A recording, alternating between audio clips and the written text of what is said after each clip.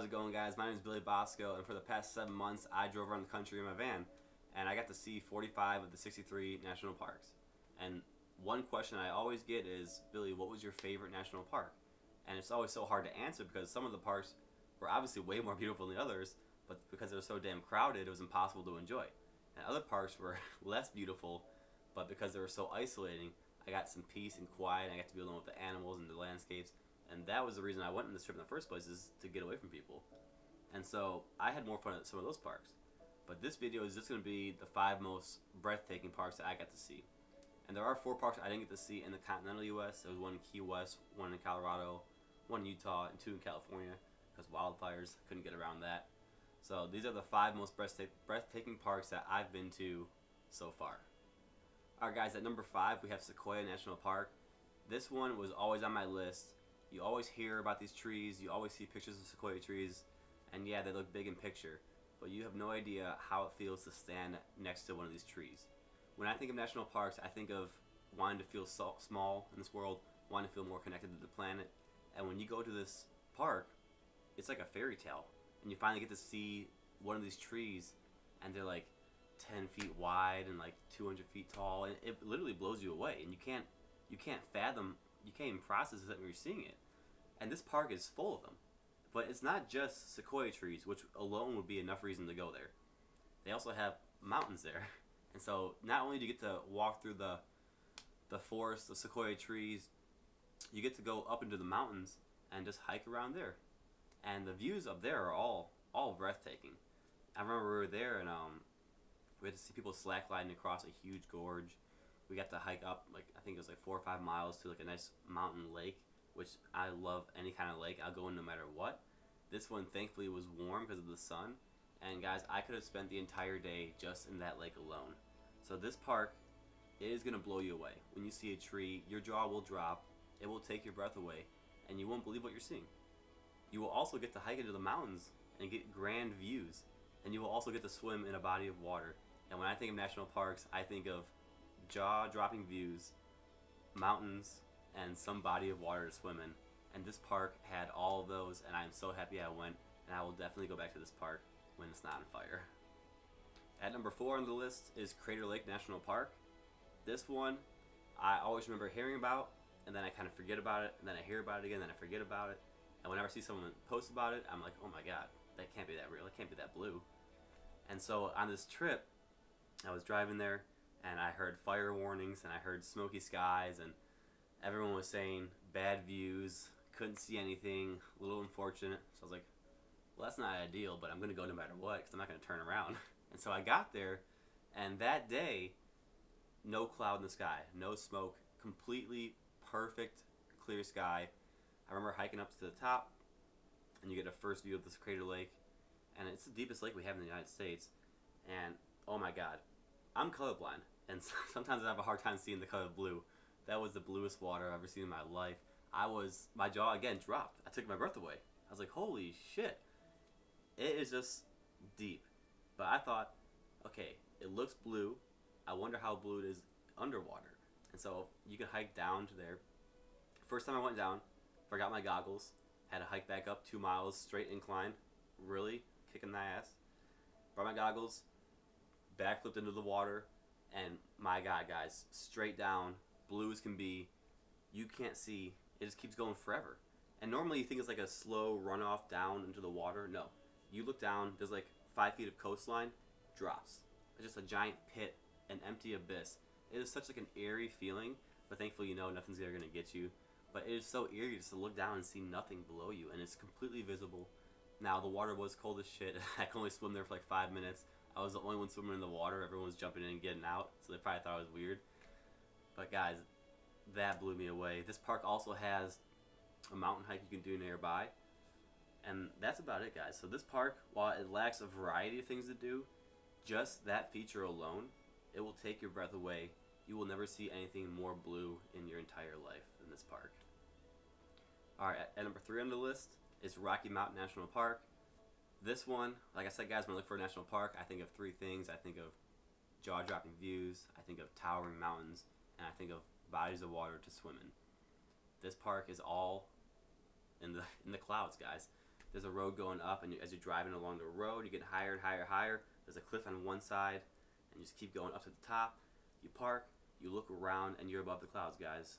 It is amazing. It's probably the highest I've ever been in my life. Obviously cold, a little windy, but just the views go on forever. I remember my first time going there, absolutely blown away. Jaw dropped again, breath taken away. I thought, how could it get better than this?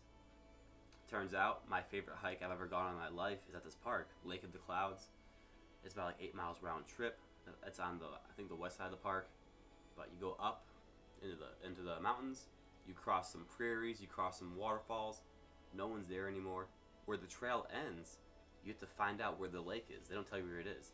So you have to look, find it. You have to scramble up some rocks. I think it probably took like 45 minutes of scrambling up this rock.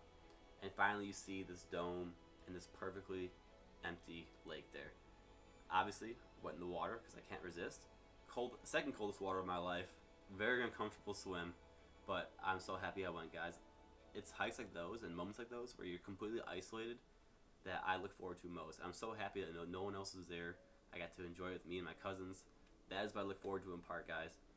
And outside of that, guys, this park has everything. It's got wildlife. It's got waterfalls. It's got rivers. It's got mountains to hike through.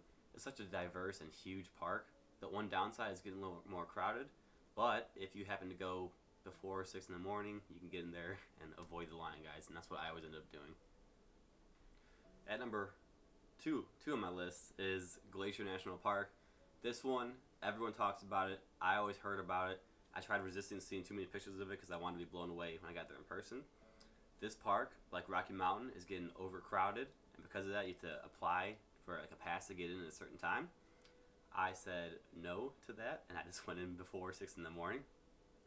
But the first day I got there late, I was kind of upset because I wasn't going to be able to get in the park, and I talked to some guys there, and they said, yeah, man, you can kind of just walk like 2 miles to Lake McDonald. I was like, oh shit, really? And so I parked my car, I walked in there for the day. A beautiful lake, guys. Holy shit. If you look down, the rocks, they're like emerald, they glow. You have a perfect view down the canyonway. You see the tops of mountains and glacier peaks.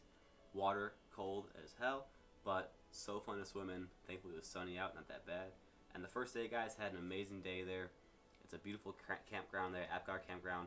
A little overpriced, but fun area. Very family oriented in that spot. So that's a body of water to swim in. They also have towering mountain hikes. I think I went for like an 18-mile hike one day. Very brutal, but it was at the top of Logan's Pass, which is hard to get to because it gets overcrowded. So I got there at like 5:30 in the morning. Started hiking, cold as shit. Got to the top of the canyon, or top of the mountain, and you get the perfect view of the glacier. First time seeing a glacier in person, the water was like turquoise blue. I'm not even sure what color that is because I'm colorblind. But I know it was a greenish blue, and it was beautiful. I was like, I want to swim in that glacier. So the next day, I drove around the other side of the park. Kind of a hassle to go around the park. It's like a 2-hour detour. Went to that glacier, swam in that glacier. Coldest water of my life, sent chills through my body. I remember when I jumped in, I couldn't see like a foot down, so I didn't know where I was landing. Landed right on a rock and slowly fell back in the water. Very anticlimactic. I'm sure people watching me were kind of judging me. But I don't care. I got to swim in a glacier, took it off my bucket list. So that park, guys, it is as grand as everyone says. Sunrises there are to die for. Mountain or animal life, there I saw some goats. People in front of me saw a giant grizzly bear that walked past them. I'm upset. I went left when I should have went right to see them. But just a beautiful park, guys. Grand views everywhere. Plenty of hikes to do. Plenty of ways to get away from people. I could not recommend that park more. Just make sure you go early like I did and try to beat the crowd. And guys, at number 1 on my list is Olympic National Park. This one is not only beautiful, but it meant the most to me. As a kid, my father passed away at a young age, and we had this picture of him at a black sand beach, and it was at Olympic National Park at the lodge. And I always thought, damn, I want to go there and try to recreate that photo. So I'm a little biased because it meant a lot to me to go to this park.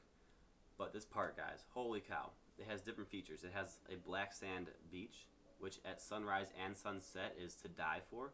It's got towering mountains with some glaciers on top, and it's got the only coniferous rainforest we got in the U.S. So it has 3 unique features unlike anywhere else. I remember we were on the beach. We got a perfect campground, a group campground. I had to haggle to get it. We were walking, and a bald eagle flew over my head, and I thought, wow, that is some Animal Planet type shit. Then it attacked a bird right in front of me, ripped it apart. And I was like, nature's wild. So we get to see some up close nature. We got to go to the mountains and hike through there. We got to hike through the rainforest. First time going to a rainforest. So everywhere I went in that park, I was blown away. The one downside, it is huge. It is hard to get through that entire park, guys. So make sure you have 3 to 4 days to really enjoy that place. But the views, unlike anywhere else, the weather is amazing there. Plenty of things to do, plenty of features to do. It is my favorite national park. I am dying to go back there. I want to stay at that lodge again. I could not recommend it more, guys. So those are my 5 most breathtaking national parks, guys. I'll make other videos where I'm like talking about my actual favorite and because of the experiences I had. But these dropped my jaw, took my breath away. I was blown away when I saw these parks. I'm glad they lived up to the expectations I had for them, and I definitely recommend you guys going to them. Try going during the off season to get away from people. Do anything you can. These parks are best enjoyed away from people. So do whatever you can to do that, guys. And hope you liked the video, guys. I'll be making more, and have a good day. Make good choices. Do good things.